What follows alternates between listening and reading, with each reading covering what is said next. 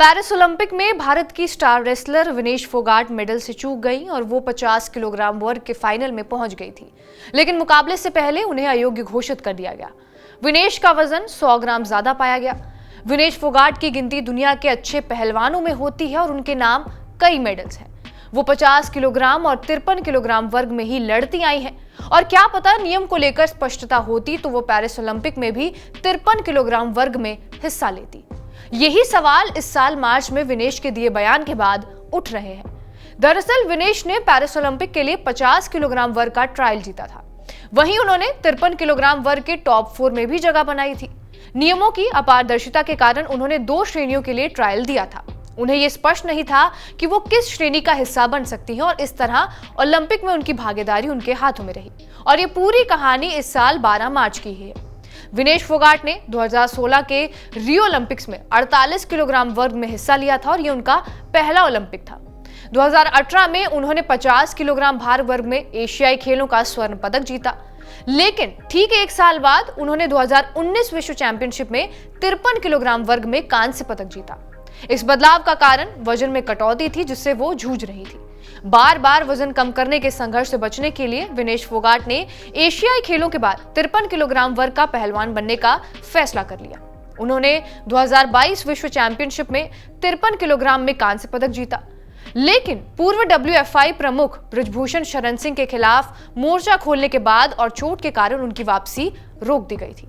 अब जैसा कि हमने आपको बताया कि एशियन गेम्स के बाद फोगाट ने 53 किलोग्राम वर्ग में लड़ने का फैसला लिया था।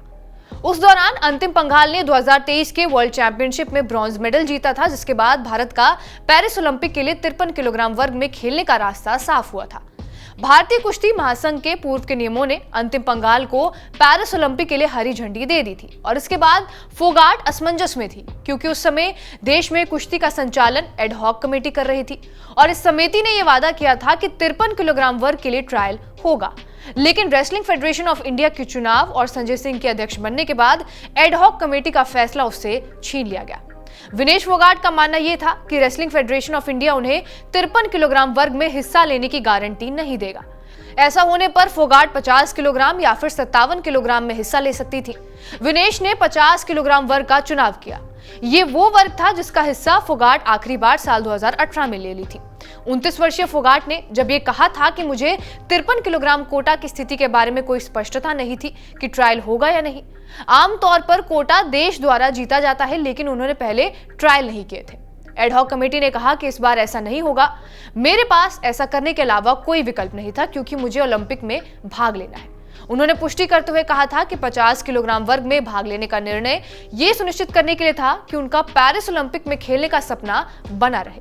फोगाट का वजन आमतौर पर 55 से 56 किलोग्राम के आसपास होता है। इसे कई दिनों तक 50 किलोग्राम तक रखने के लिए कड़ी मेहनत करनी पड़ती है। इसलिए यूनाइटेड वर्ल्ड रेसलिंग के अध्यक्ष निनाद लालोविक ने यह कहा कि ये 1 किलो का मामला नहीं था, बल्कि 100 ग्राम के आंकड़े तक पहुंचने के लिए उन्हें बड़ी मात्रा में कटौती करनी पड़ी, जिसके कारण ये सारी समस्या पैदा हुई। बहरहाल आपका इस वीडियो पर क्या कुछ कहना है हमें कमेंट बॉक्स में जरूर बताएं। बाकी देश और दुनिया की तमाम बड़ी खबरों के लिए बने रहे हमारे साथ TV9 डिजिटल पर।